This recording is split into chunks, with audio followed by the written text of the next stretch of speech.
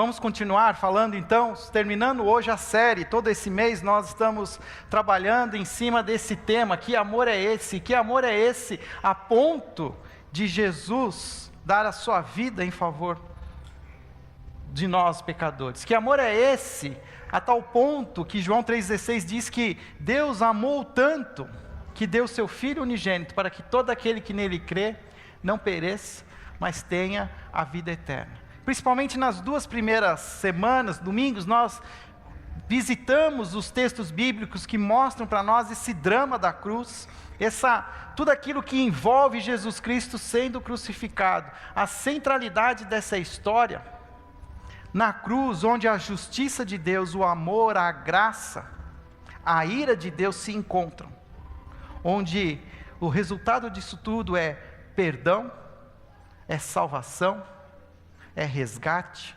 redenção para as nossas vidas.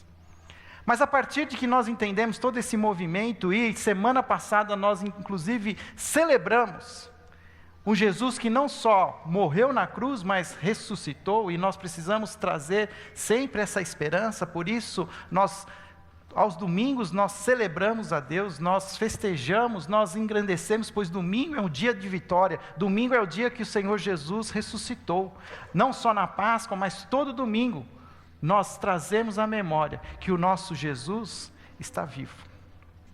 Hoje, nós vamos continuar, e a ideia é que a partir de tudo aquilo que aconteceu na cruz, nós precisamos agora perceber que nós agora temos uma identidade. A cruz nos dá uma identidade. Nós somos agora conhecidos por uma comunidade da cruz. A cruz, ela serve agora como uma bússola, que nos orientará, nos trará valores eternos que nós deveremos seguir, valores com os quais nós vamos confrontar as nossas próprias vontades, a ponto de que estes valores, a ponto de que essa cruz revolucione a minha maneira de viver, a ponto de que isso, e o meu objetivo hoje é trazer para nós esses conceitos que precisam gerar em nós uma revolução, uma mudança de atitude. Nós precisamos ser impactados, a ponto de vivermos de uma maneira diferente. Nós não podemos sair da mesma maneira depois que nós experimentamos a história da cruz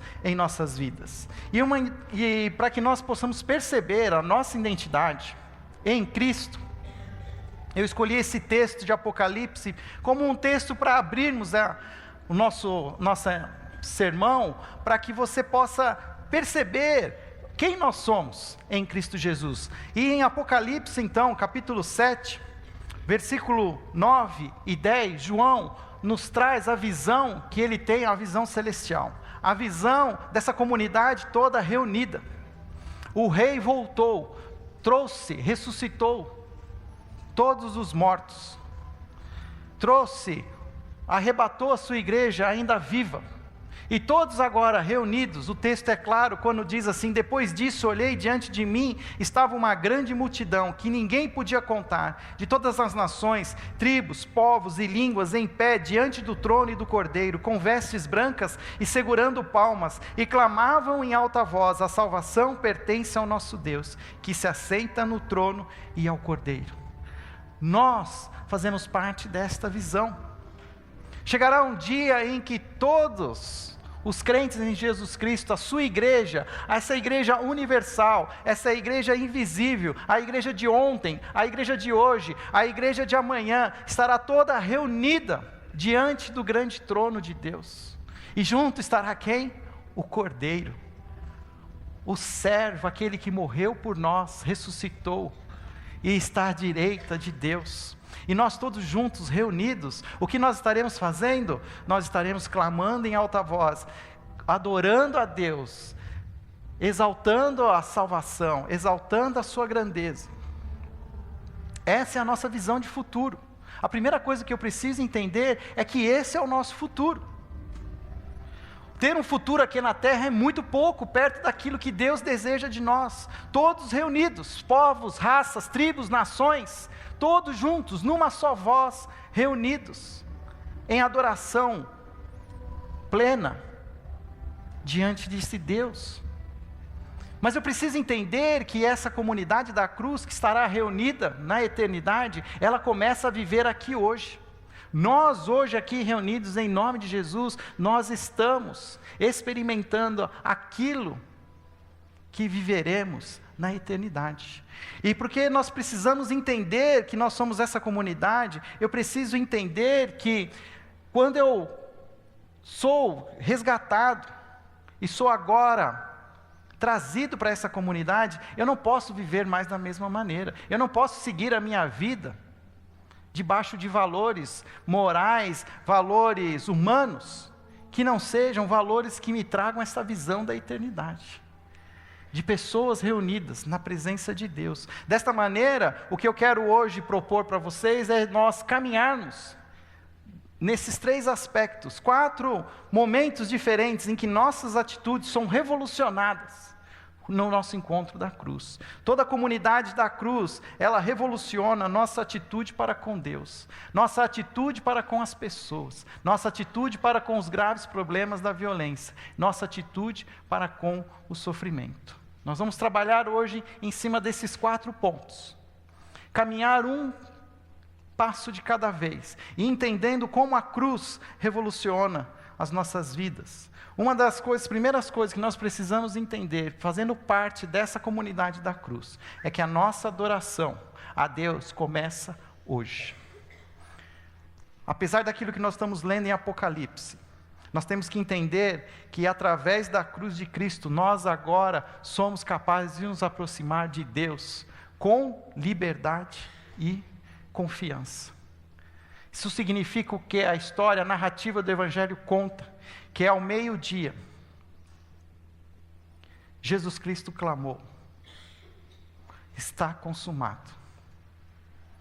E a hora que ele morre, o texto dos evangelhos dizem que lá no templo, em Jerusalém, no Santo dos Santos, o véu se rasgava. A ideia por trás dessa narrativa é que existia um véu que impedia que as pessoas pudessem se aproximar da arca, da presença de Deus, presente ali no Santo dos Santos. Somente o sacerdote podia entrar. Quando Jesus morre na cruz, ele paga o preço do meu pecado, da minha impureza. O sangue de Cristo me torna então puro novamente, a ponto de eu poder ter acesso a esse Deus novamente. O meu relacionamento que era rompido, agora está de novo ligado pela cruz. O véu se rasgou. Agora eu tenho essa liberdade e confiança. Eu gosto desse texto na versão revista e atualizada, porque ele fala dessa ousadia, segundo o eterno propósito que estabeleceu em Cristo Jesus, nosso Senhor, pelo qual temos ousadia e acesso com confiança mediante a fé nele. Porque hoje nós somos resgatados, nós fomos transformados em herdeiros de Deus, filhos de Deus. Nós podemos chegar diante desse Deus santo, como filhos, que chega diante do Pai, e com ousadia, em nome de Jesus, orarmos, pedirmos. Cada dia mais para mim isso fica mais claro, na minha paternidade. Meu filho hoje tem a ousadia de todo dia me pedir figurinha. Porque ele vai pedir para quem? Vai pedir para o Pai. E nós temos um Pai eterno, Pai celestial, que nós podemos hoje acessar com ousadia, porque Jesus Cristo pagou o preço e me purificou, e eu posso hoje ter esse livre acesso. Eu posso orar, e termina a minha oração em nome de Jesus. Eu tenho liberdade. A crença popular diz que todo mundo é filho de Deus. Mentira. Os filhos de Deus são aqueles que entenderam o que Jesus fez por nós na cruz e aceitaram a salvação pela fé. Confessaram com a sua boca que Jesus é o Senhor e Salvador. Estes são os salvos, os redimidos. Esses são os filhos de Deus. Todos os outros são criados por Deus, a sua imagem e semelhança, mantém ali a sua identidade com o Criador, mas estão distantes, não estão sendo acolhidos por Deus, a não ser através da cruz de Cristo. E por isso eu preciso perceber essa oportunidade que eu tenho de revolucionar o meu conceito e a minha atitude para com Deus. De buscar esse Deus com ousadia, de me permitir trabalhar, entrar na sua presença. Por isso, nós precisamos entender que como comunidade da cruz, nós somos também uma comunidade de celebração.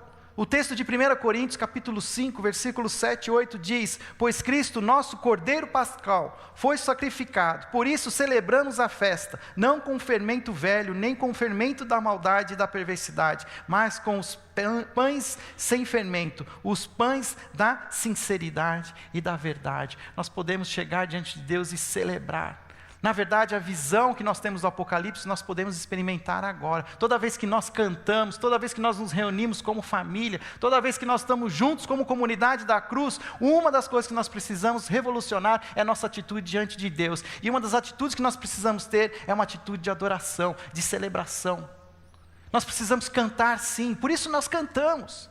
Por isso que nós estamos juntos, nós reunidos num pequeno grupo, num grupo menor, os adolescentes estavam até agora celebrando, nós precisamos celebrar no nome de Jesus. Nós antecipamos aquilo que vai acontecer na eternidade. Nós estamos, na verdade, nos ligando aos anjos. Os anjos e todos os seres celestiais já estão diante de Deus, exaltando esse Senhor, santo, santo, santo. E quando nós cantamos, nós celebramos em comunhão, em comunidade, nós estamos nos ligando aos céus, e a terra está celebrando o nome de Deus. Nós precisamos aprender a entender esse nosso chamado. Nós fomos escolhidos por Deus para glorificar a Deus através da nossa celebração. Por isso nós intencionalmente nós cantamos. Nós entendemos isso e trazemos à nossa mente quem Deus é, o que Jesus fez por nós, o poder do Espírito Santo. Eu tenho a tendência de ficar absorvendo muita porcaria na televisão. Eu não consigo ver a televisão desligada, eu preciso ligar a TV e ficar zapeando. Mesmo que às vezes eu estou ouvindo alguma coisa, estou fazendo alguma tarefa, fico ouvindo. Agora eu aprendi que tem lá uns canais que eu posso escolher de rádio, de música, e achei lá música gospel. Mas é tão difícil ouvir aquilo lá. Porque aquilo é uma música gospel, mas não é uma celebração. É tudo vem, mim, eu posso, eu quero. Mas na verdade celebrar a Deus é engrandecer quem Ele é. Como nós cantamos, és amável, és digno. É o santo, é o cordeiro. Assim devem ser as nossas celebrações. Nós precisamos apontar para aquele que nos dá esperança, engrandecer a um Deus Criador, engrandecer a Jesus Cristo, o Senhor da nossa salvação. Cantar sim, que Jesus é lindo. Vamos parar de tentar achar que porque agora nós somos parte de uma comunidade, que a gente pode alguma coisa, que a gente é alguma coisa. Nós somos a comunidade da cruz. Nós celebramos a cruz. O nosso Cordeiro Pascal. Fizemos isso semana passada. Nós trouxemos à memória quem Jesus é para nós. Por isso nós precisamos estar juntos sempre, em alegria, cantando hinos. Esses dias eu estava conversando com uma pessoa e ela falou assim que nós, os cristãos, os evangélicos, nós às vezes tentamos aí fazer aí as nossas culturas, nossas liturgias, e nós desprezamos algo que o judeu sabe fazer até hoje. O judeu sabe dançar na presença de Deus. Nós não sabemos fazer isso. Nós, os cristãos, nós tiramos a dança. A dança hoje ela só pode ser na balada. A dança é nas festas. Nós precisamos aprender a celebrar a Jesus Cristo, a louvá-lo, a engrandecê-lo. Fazer isso é tão interessante como a gente está tão distante dessa celebração. Eu percebo que já existem algumas comunidades que têm entendido esse chamado de celebrar o nome de Deus, a ponto que existem comunidades que se identificam hoje como comunidades que adoram a Deus 24 horas por dia, 7 dias por semana, 365 dias do ano. A qualquer momento que você for naquele espaço, daquela comunidade, haverá um louvor, uma adoração, a ministração estará acontecendo. Sucessivamente se trocam os ministros, as músicas, e eles estão ali celebrando a Deus. Porque esse é o nosso chamado. Vamos fazer as nossas tarefas, vamos fazer tudo aquilo que precisamos fazer, os nossos compromissos, nossas obrigações, mas nós precisamos reservar também o nosso tempo juntos de adoração comunitária. Por isso nós viemos aqui aos domingos, não só para receber a palavra, mas também para entregar a nossa celebração, nos unir aos céus em adoração ao Senhor. Já fazer parte dessa adoração. Nós vamos trabalhar cada vez mais nisso, nós estamos cada dia mais proativos, nós queremos fazer isso de uma maneira que todos nós participemos, honrando todas as gerações. Hoje de manhã até me trouxeram à memória, assim, Fábio, precisa cantar hino. Nós vamos cantar os hinos também. Vamos cantar o que as novas gerações cantavam, vamos cantar o que a nova geração está cantando. Mas nós vamos, acima de tudo, celebrar a Jesus Cristo, celebrar o Deus Criador, celebrar o Espírito Santo. Amém? Estamos juntos? Isso é revolução. Tem uma coisa acontecendo aí nos nossos aplicativos, está todo mundo brincando naquele aplicativo lá, perguntando. Aí apareceu para mim uma pergunta. Em que ano aconteceu a revolução dos 20 centavos? Aí eu fiquei, não estou acreditando que eles estão fazendo essa pergunta. E aí o que era? 2013, o ano passado. Estão chamando aquilo que aconteceu o ano passado de revolução. Isso não é uma revolução. Revolução é muito mais, gente. É mudança de pensamento. É quebra de paradigma. É sair de uma zona de conforto. E criar algo que se transforme e mude a realidade. Nós precisamos entender que a comunidade da cruz, ela precisa viver um novo paradigma. E precisa o tempo todo se confrontar. Não pode se acomodar. Se a nossa celebração começa a se acomodar, tem alguma coisa errada. Nós não podemos. Nós precisamos revolucionar a nossa celebração. Segundo lugar, nós precisamos entender que uma outra área em que a comunidade da cruz precisa trabalhar as suas atitudes tem a ver com nós mesmos, com os nossos relacionamentos pessoais, com as pessoas. Se já é para nós, um desafio essa questão do coração, celebrar a Deus, ainda mais entendendo o que Deus fez por nós. E o que mais importa para Deus não são as coisas, mas são as pessoas. Isso precisa confrontar as minhas vontades. Como Gálatas 2:20 diz, fui crucificado com Cristo, assim já não sou eu quem vive, mas Cristo vive em mim. A vida que agora vivo no corpo, vivo-a pela fé no Filho de Deus, que me amou e se entregou por mim. Eu preciso entender que quando eu aceito a Jesus, e publicamente eu manifesto o meu batismo, eu estou declarando que eu morro com Jesus Cristo, para uma nova vida. Eu tenho que fazer isso de fato acontecer, essa realidade espiritual que já aconteceu, eu preciso reafirmá-la na minha vida, a cada dia. E talvez é uma das coisas mais difíceis que nós temos para fazer, dos nossos desafios, a ponto que nós precisamos aprender esse gesto de autonegação. A autonegação, como diz lá em Marcos capítulo 8, versículo 34, Jesus já estava explicando aquilo que iria acontecer. E nós temos a oportunidade de saber isso agora, depois que tudo aconteceu, e fica mais claro ainda, quando ele diz, então ele chamou a multidão e os discípulos, chamou todo mundo, venha todo mundo aqui que eu tenho uma coisa importante para dizer. Se alguém quiser acompanhar-me, negue-se a si mesmo, tome a sua cruz e siga. Jesus ainda não tinha nem pego a sua própria cruz, mas a cruz já era algo que estava na memória de todo judeu, habitante da Palestina no tempo de Jesus, pois o Império Romano executava os piores criminosos com morte de cruz. Era sabido o que era carregar a sua própria cruz, que era carregar uma parte do madeiro nas costas até a crucificação. Num caminho de morte, sabendo que um caminho que não tinha esperança mais. E Jesus está falando o seguinte, eu vou fazer isso, eu vou me autonegar, negar a minha divindade e abrir mão da minha vida como Deus que sou eterno, e vou me negar a ponto de me submeter à morte. E se alguém quiser seguir a mim, negue-se a si mesmo, abra mão da sua própria vida, e viva uma nova vida. esse esforço de autonegação, eu gosto do texto que o John Stott mostra no livro A Cruz de Cristo, pois ele fala exatamente dessa atitude de autonegação, quando ele diz assim: a autonegação não é negar a nós mesmos certos luxos, como bombons, bolos, cigarros, bebidas. É, na verdade, negar a nós mesmos ao nosso suposto direito de seguir o nosso próprio caminho. Devemos repudiar toda a maldade que existe em nós, de fato, crucificá-lo. Tudo que somos, mediante a queda, nossa irracionalidade, nossa perversidade moral, nosso obscurecimento das distinções sexuais, a nossa falta de domínio próprio sexual, nosso egoísmo que deturpa a vida familiar, nossa fascinação pelo feio, nossa recusa indolente em desenvolver dons de Deus, nossa poluição e dano que causamos ao meio ambiente, nossas tendências antissociais que inibem a verdadeira comunidade, nossa autonomia orgulhosa, nossa recusa idólatra em adorar ao Deus vivo e verdadeiro, tudo isso e muito mais faz parte da nossa natureza decaída. Isso sou eu, isso é você. E nós precisamos aprender a negar isso.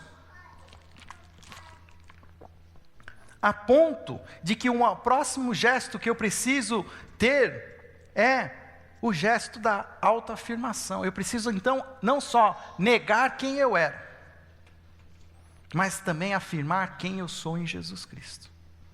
E quem eu sou em Jesus Cristo? 2 Coríntios, capítulo 5, 17 diz: portanto, se alguém está em Cristo, é nova criação. As coisas antigas ficaram para trás. Eis que tudo se fez novo. A partir do momento em que eu entendo quem Jesus é e o que Ele fez por mim, e eu aceito, declaro com a minha boca que Jesus é o Senhor e Salvador, eu sou salvo com o Espírito Santo de Deus, a ponto de que em mim agora habita algo sobrenatural, o próprio Espírito de Deus, e a partir desse Espírito em mim, eu sou capaz de gerar fruto que eu não era capaz de. Aquilo que está em Gálatas, capítulo 5, o conflito que há entre a obra da carne e o fruto do Espírito, pois aquilo que eu li agora é exatamente a obra da carne: maldade, malícia, intriga, imoralidade, perversidade, idolatria, bebedices. Mas a partir de que o Espírito Santo está em mim, eu preciso buscar esse Espírito Santo, alimentá-lo, para que em mim viva agora o Espírito de Deus e eu seja capaz de promover o fruto do Espírito. O John Stott continua dizendo: assim devemos afirmar tudo o que somos mediante a nossa criação redimida, nossa racionalidade, nosso senso de obrigação moral, nossa sexualidade, nossa vida familiar, nossos dons de apreciação estética e criatividade artística, nossa mordomia dos frutos da terra, nossa fome de amor e experiência de comunidade, nossa consciência da majestade transcendental divina e nosso impulso inato de nos prostrar e adorar a Deus. Apesar de o pecado ainda estar presente, devemos, com base na fé em Jesus Cristo, resgatar a imagem de Deus em nós, crendo na ressurreição, na regeneração e na redenção dos salvos em Jesus Cristo, através dos dons do Espírito. Eu não posso, mas Deus pode. Estudando desta maneira, esse gesto que eu preciso ter de autonegação e de autoafirmação, eu percebo que o que nós estamos promovendo às quartas-feiras com o Celebrando a Recuperação é isso.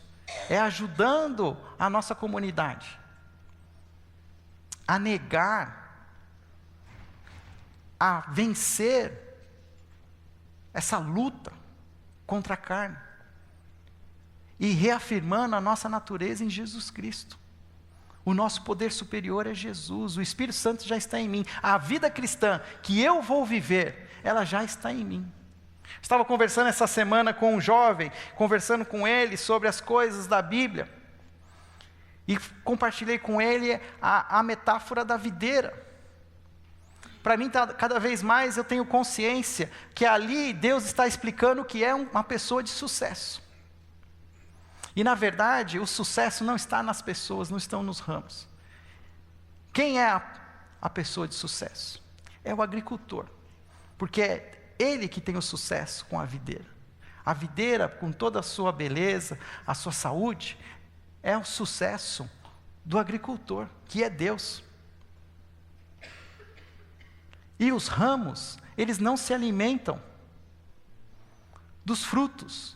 Os ramos se alimentam da videira, pois nela está o sucesso. Isso quer dizer o seguinte, que eu não vou viver a minha vida cristã para ter sucesso na vida, mas o sucesso já está em mim, e o que eu vou fazer é deixar esse sucesso de Deus, a videira em mim, se manifestar, através dos dons do Espírito. E quando eu entendo isso, eu entendo que, muito mais, eu não vou ficar num egoísmo só meu, eu, centrado em mim, mas que eu preciso repartir isso. A ponto da comunidade ser assim, sim, então, uma comunidade de amor autodoador, porque aquilo que eu recebo de Deus, aquilo que o Espírito Santo me capacita, eu preciso repartir. A ponto que só existe um dom, que é o dom de língua, que a Bíblia enfaticamente diz que é único dom, que nós nos edificamos a nós mesmos. E todos os outros dons, manifestados por nós, são dons que edificam, abençoam as pessoas. A misericórdia, a hospitalidade, o ensino. Todos esses são dons que Deus nos capacita para abençoar as pessoas.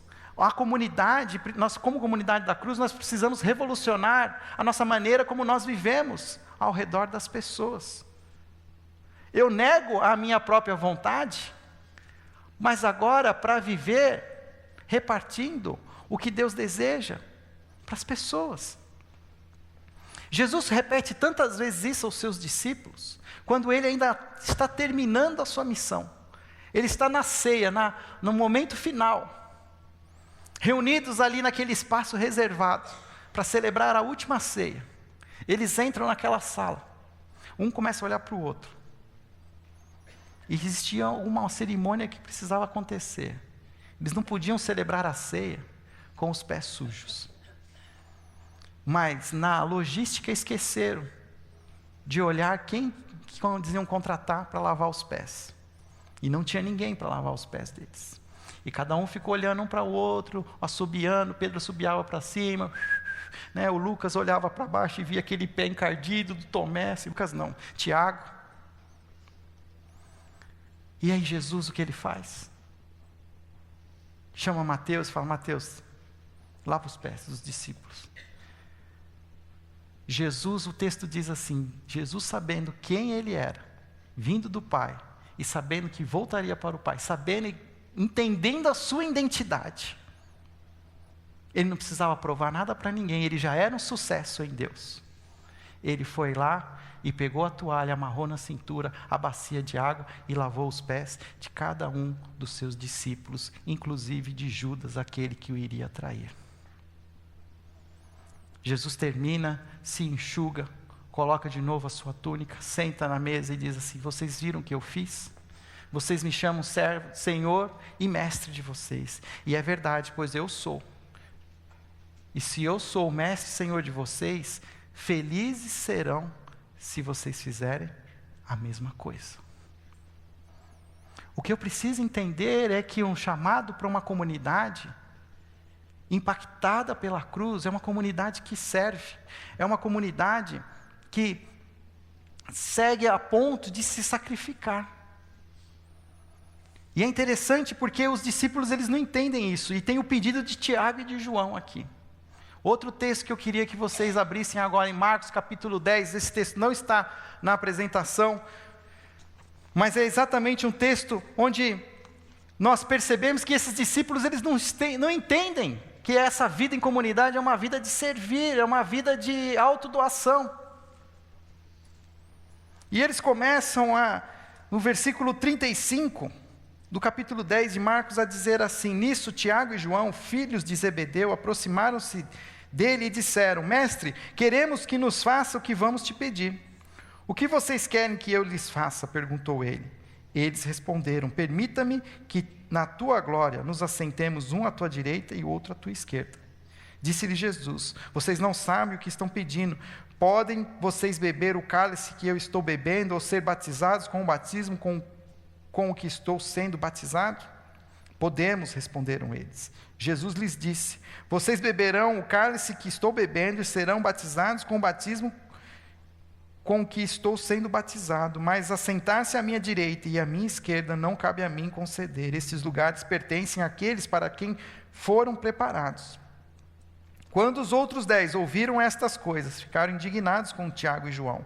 Jesus os chamou e disse: vocês sabem que aqueles que são considerados governantes das nações as dominam, e as pessoas importantes exercem poder sobre elas? Não será assim entre vocês, ao contrário, quem quiser tornar-se importante entre vocês deverá ser servo.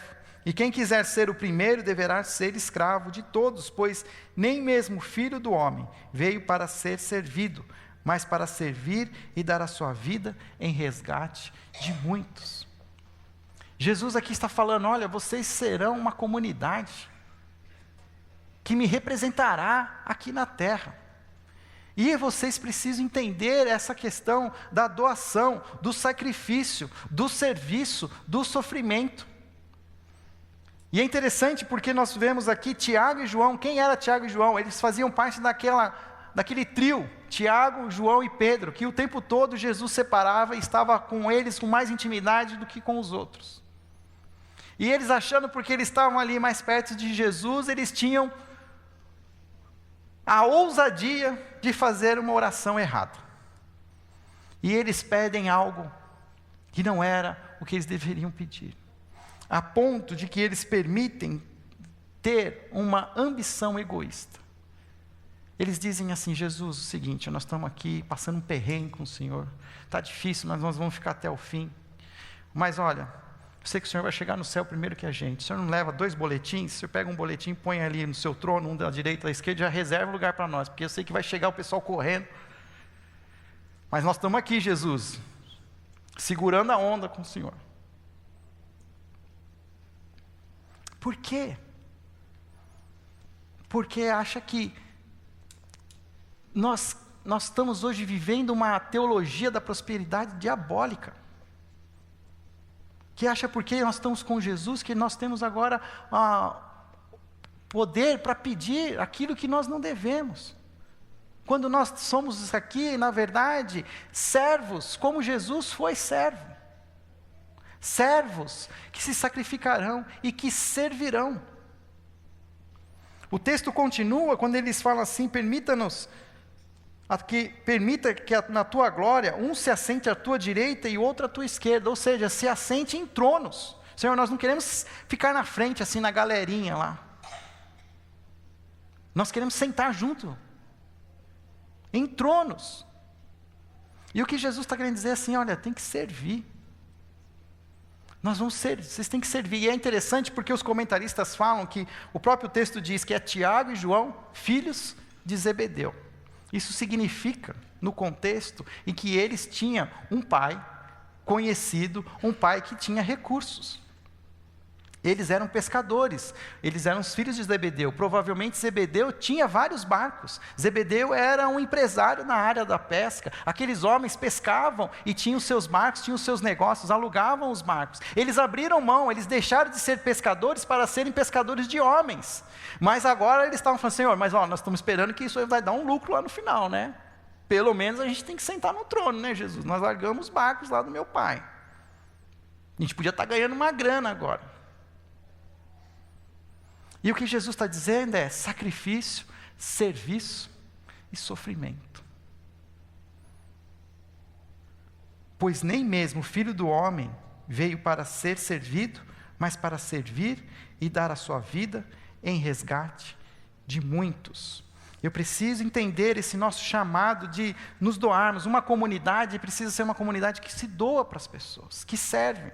Eu tenho trabalhado esse texto do lava-pés com a minha família, insistido, e toda semana nós estamos juntos lá e eu trago o mesmo texto. Eu falei: e aí? Estamos lavando o pé de quem? E é interessante que se volta para o texto de lavar os pés, é lavar os pés dos discípulos. Jesus não entrou nem no mérito de lavar os pés dos mendigos lá fora, dos leprosos, mas de nós aqui servirmos uns aos outros, de conhecermos as nossas realidades, de nos dispormos a sairmos da nossa zona de conforto, para servir. lavar os pés uns dos outros. E quando a gente coloca isso como desafio em casa lá, a gente percebe o quão difícil é, que a gente passa a semana e ficou assobiando, olhando para cima e não prestou atenção em quem nós poderíamos servir. Porque argumentos nós vamos ter, mas Jesus está dizendo, não interessa. A comunidade da cruz é uma comunidade que se sacrifica, é uma comunidade que serve, é uma comunidade que sofre. Esse é o nosso chamado. Essa teologia maldita da prosperidade é diabólica.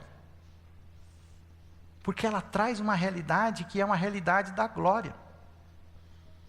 Até mesmo nós estamos entendendo isso, nos celebrando lá na oração da serenidade, para que nós possamos viver uma vida razoavelmente feliz e supremamente feliz na eternidade. A nossa visão do Apocalipse, lá no Apocalipse nós estaremos plenos, satisfeitos. Enquanto não chegar nesse dia, nós precisamos repartir, servir, se nos sacrificar. Esse é o nosso chamado. Existe ainda um terceiro chamado para as nossas vidas, que é uma mudança na nossa atitude, uma revolução com relação ao mal. E aqui talvez tenha sido, se até agora nós estamos vivendo níveis de desafios cada vez maiores, nós ainda estamos chegando no terceiro nível. E nós não podemos deixar de falar, que é nós, como comunidade, nós precisamos nos posicionar frente à maldade, à violência. A violência, na Bíblia, ela é descrita como sendo algo maligno, pois diz assim que o ladrão vem para matar, roubar e destruir. Toda ação de roubo, de morte, de destruição, de violência, é maligna, é do mal. E como igreja, como comunidade, nós precisamos prestar atenção. Nós não podemos simplesmente desligar nossa televisão, mudar de canal, fechar os nossos olhos. Nós precisamos entender. Eu realmente não tenho respostas. Nós vamos caminhar juntos mais um pouco. E eu fico também numa sinuca de bico. Pois isso precisa me revolucionar a minha atitude. Eu não posso ser passivo. A nossa comunidade não pode ficar passiva. John Stott diz o seguinte: o incentivo à pacificação é o amor. Mas ele se degenera em apaziguamento. Sempre que a justiça é ignorada. Perdoar e pedir perdão são dois exercícios custosos. Toda pacificação cristã autêntica exibe amor e justiça, e portanto a dor da cruz. Porque na verdade nós temos que trazer esses valores da cruz para a nossa comunidade. Aquilo que aconteceu, a justiça sendo feita na cruz, ela também na cruz mostrava amor. E eu preciso aprender a lidar com essas situações, inclusive de perdoar uns aos outros. Perdoar, inclusive, as pessoas difíceis, mas perdoar, inclusive, os inimigos, os que são os promotores da maldade. Mas eu não vou deixar passar a justiça contra o mal. Vou perdoar as pessoas, mas a injustiça, ela precisa ser combatida. A melhor maneira de entender esse chamado que nós temos é lendo Romanos a partir do capítulo 12. Paulo está ensinando a igreja de Roma a viver essa comunidade da cruz. Paulo passa os 11 capítulos explicando quais foram as iniciativas de Deus. É através de Romanos que nós aprendemos o que é redenção, o que é propiciação, o que é justificação. Mas a partir do capítulo 12, versículo 1, ele começa uma nova fase. Ele diz assim: olha, até aqui foi Deus. A partir daqui nós precisamos fazer algumas coisas. E ele começa dizendo assim: portanto, irmãos, rogo-vos pelas misericórdias de Deus, baseado em tudo aquilo que aconteceu nos 11 capítulos anteriores, eu peço a vocês que se apresentem em sacrifício vivo, santo e agradável a Deus, que é o vosso culto racional. E não os deixe se amoldar por esse mundo, mas transforme-os pela renovação da vossa mente. E isso é só uma introdução, porque a partir do capítulo 12 e o capítulo 13, ele vai mostrar que são essas atitudes revolucionárias que nós precisamos ter. E uma das que ele destaca claramente é essa nossa atitude para com relação ao mal. E ele fala, e a partir desses versículos nós podemos entender essas atitudes, que a primeira que nós precisamos ter, a básica, é que nós precisamos odiar o mal. Como diz em Romanos 12:9, o amor deve ser sincero, odeiem o que é mal, apeguem-se a que é o bom. Parece uma coisa óbvia, mas eu preciso entender que muitas vezes eu estou aceitando o mal, e eu não posso aceitar o mal. Se eu sou um filho de Deus, salvo em Jesus Cristo, eu sou agora a luz, e onde há luz, não há maldade. E toda vez que eu sou confrontado com a maldade, eu não posso achar isso legal, eu não posso gostar, eu não posso sorrir, eu não posso fazer isso chacota, motivo de piada. Qualquer manifestação de maldade, qual menor que ela for, ela não pode ser feita por nós e nem considerada como sendo algo bom. Pois Deus não é mau, Deus é 100% bom, e Ele enviou Jesus na cruz para eliminar o mal, e eu como um agente do bem, a primeira coisa que eu preciso aprender, é que eu não posso tolerar o mal. E é nas pequenas coisas, nós ficamos pensando assim nas grandes situações, mas no dia a dia, eu preciso entender isso, eu preciso odiar o mal. Hoje de manhã eu falei desse versículo, e alguém depois falou para mim, ler Salmo 97. O Salmo 97 também é uma oração do salmista, e a oração do salmista é Deus dizendo assim, povo de Deus, Israel, odeiem o mal.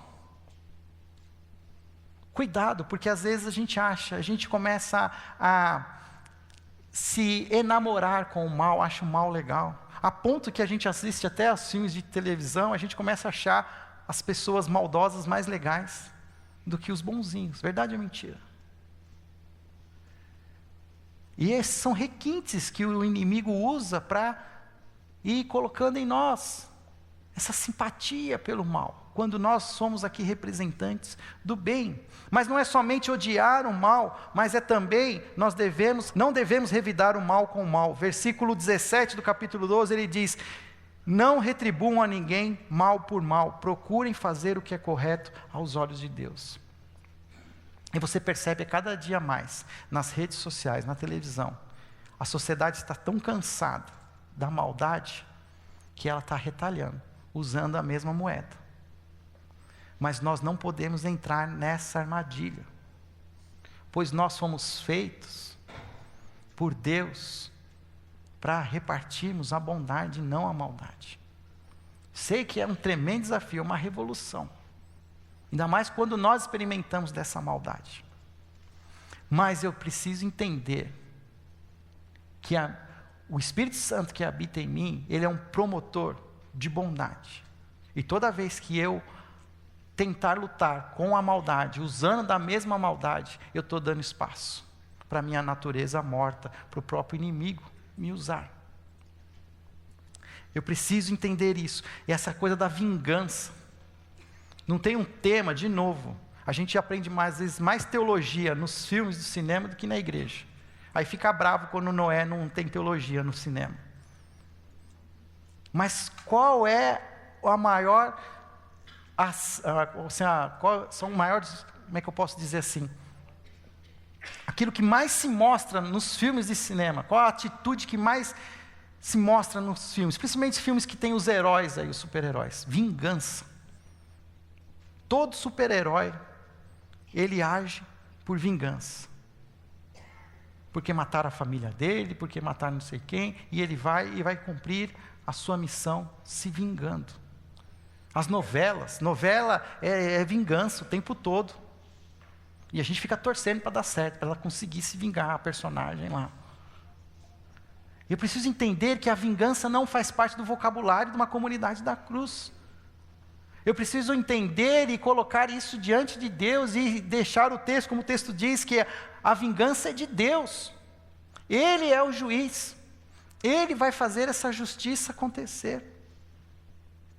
Eu preciso, se for o caso, colocar isso em oração. Mas o texto ele continua, ele não para só dizendo que nós não devemos revidar o mal com o mal, quando ele fala inclusive que nós devemos vencer o mal com o bem, e aqui eu acho que ainda fica mais difícil ainda, Porque o que ele está dizendo é o seguinte: não se deixe vencer pelo mal, mas vença o mal com o bem. Você tem experimentado, as pessoas estão te amaldiçoando, abençoe as pessoas. As pessoas estão se vingando de você, ore por elas. Falei de manhã que eu assisti um filme um tempo atrás, eu nem tinha muita expectativa do filme, um filme da Segunda Guerra Mundial, chamado Soldados e Santos.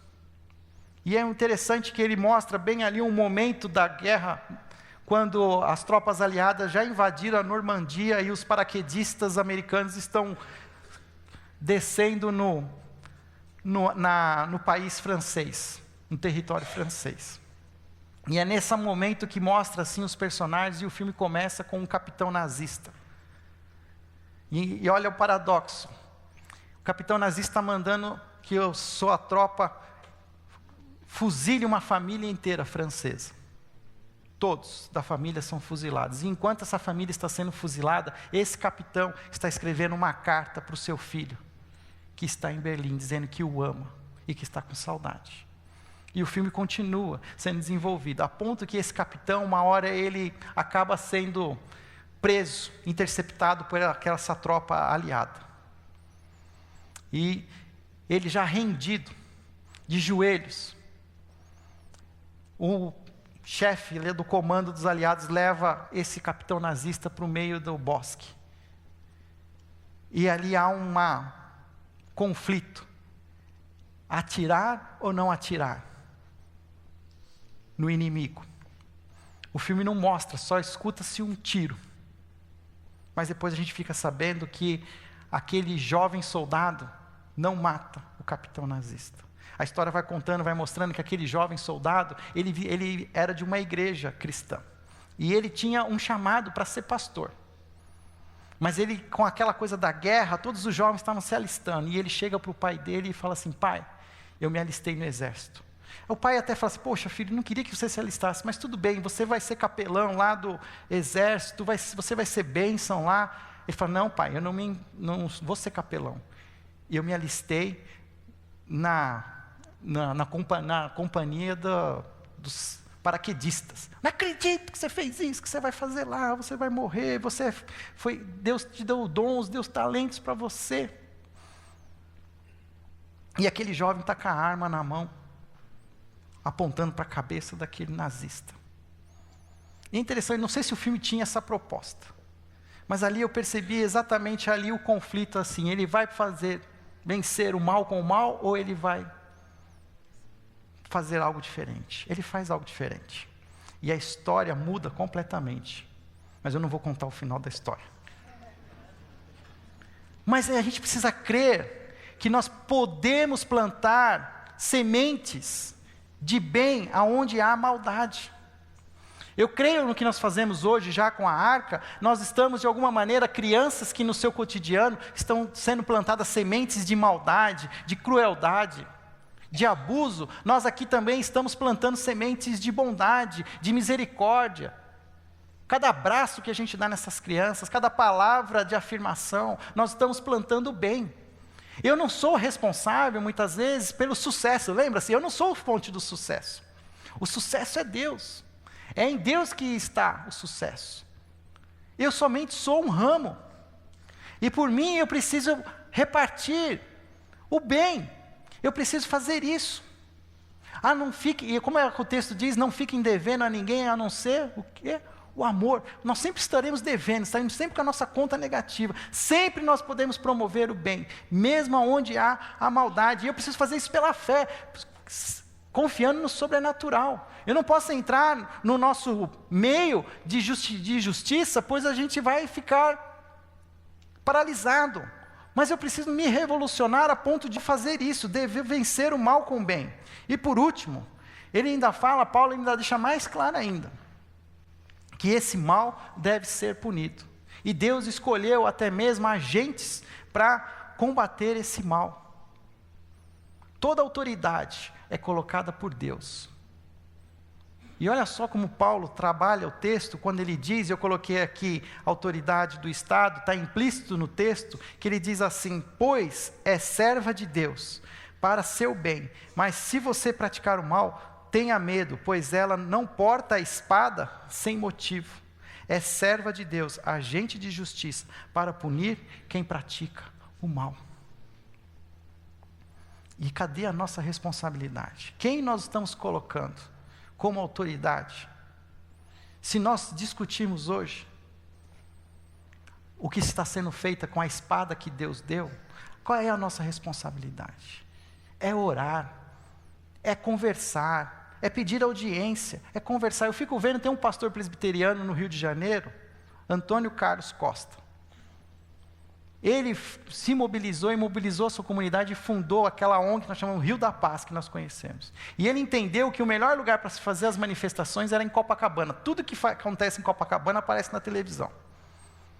E toda vez que acontece qualquer coisa de injustiça, onde o mal não está sendo punido como deve ser punido, ele vai lá para Copacabana. E as coisas estão acontecendo, estão sendo mobilizadas. Nós precisamos ser agentes e prestar atenção se esses agentes estão cobrar desses agentes a justiça. Eu sei que nós estamos vivendo um momento tão difícil. Um dia desses alguém me disse assim: Fábio, a política é dominada pelo maligno. Não tem como mais uma pessoa serva de Jesus viver na política. Se essa é a realidade, de fato eu não sei. Mas eu também não sei se nós temos que aceitar isso. Eu também estou na sinuca de bico aqui, eu estou pensando junto com vocês, qual é o nosso chamado, o que nós precisamos fazer. É por aí que existe a revolução. E eu não sei como fazer isso. Mas o texto diz que nós não podemos aceitar o mal. Eu não posso usar do próprio mal para vencer o mal. Eu tenho que fazer o bem contra o mal. E eu tenho que entender que esse mal, ele será punido. E se ele não está sendo punido, tem alguma coisa errada. Como comunidade da cruz, eu não posso me omitir. Eu não posso simplesmente só colocar insufilme no meu carro, cerca elétrica na minha casa. Sinceramente, eu também estou precisando entender mais, talvez colocar mais em oração. Mas nós não podemos nos esconder e criar o nosso clube privado aqui.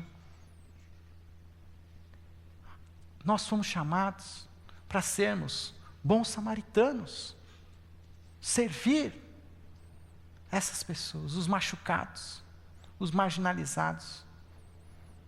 Não posso esquecer. Isso é, de fato, o que vai gerar nas pessoas a pergunta: que amor é esse? Que comunidade é essa que se doa, que luta contra o mal? E aí nós precisamos entender esse mal. Nós não temos muito tempo, mas só para que você entenda, nós estamos falando mal na cidade, mas um mal na nossa própria família, no nosso próprio lar. A gente fica olhando talvez, às vezes, até para fora e esquece o mal dentro da nossa própria família. O mal dentro da igreja. São áreas, esferas que eu preciso também aprender a combater e a lutar. Nós estamos, infelizmente, terminando o nosso tempo, e eu não tenho tempo hoje para falar da nossa atitude com relação ao sofrimento. Mas eu falarei domingo que vem. Achou que eu ia pular, né? Mas semana que vem nós vamos continuar. Semana que vem, mesmo tendo feriado na quinta, nós teremos as nossas programações dominicais normais. Os 2 cultos, estaremos aqui, e eu quero trabalhar só focado nessa nossa atitude com relação ao sofrimento. Esse chamado que nós temos para viver perto de Cristo e sofrer a dor da cruz muitas vezes. Por que nós sofremos? Isso faz parte da nossa identidade como comunidade da cruz. Mas eu creio que nós já recebemos muita informação. Nós podemos aqui reverberar e colocar diante do Senhor o nosso coração, pois o desafio é muito maior do que nós podemos realizar. Mas Efésios também diz que aquele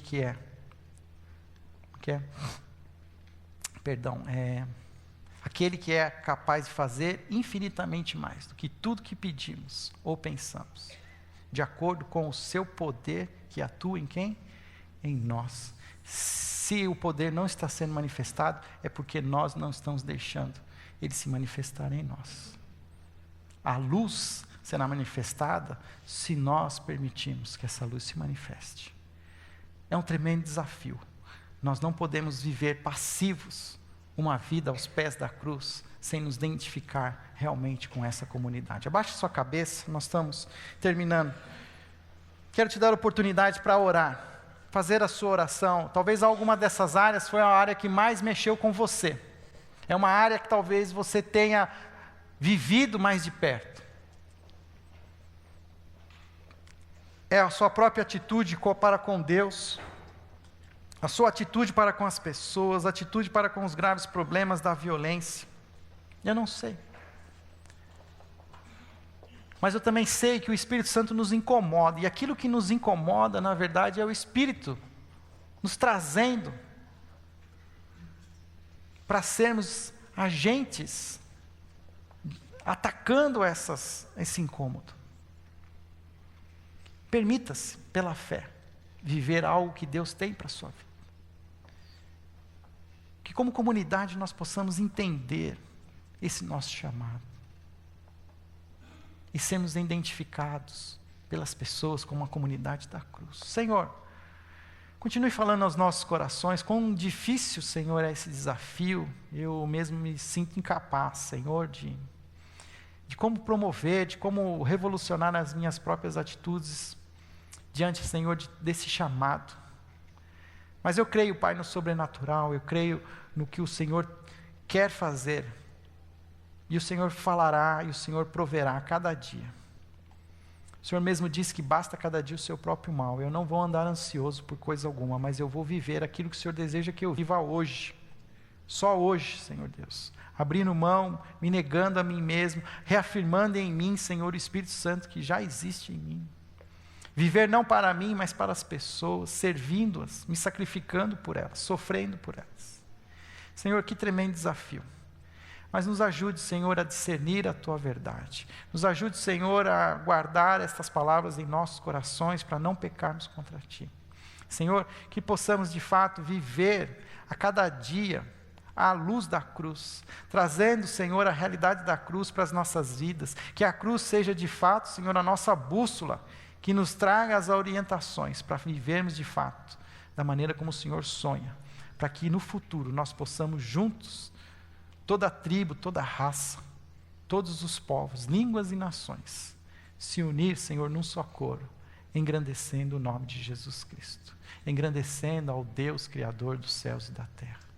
Senhor, nos dê cada vez mais consciência do nosso chamado, dê-nos cada dia mais, Senhor, a visão do Teu reino, para que possamos ser de fato, Senhor, sal e luz, como o Senhor sonha para as nossas vidas. Essa é a nossa oração, em nome de Jesus. Amém.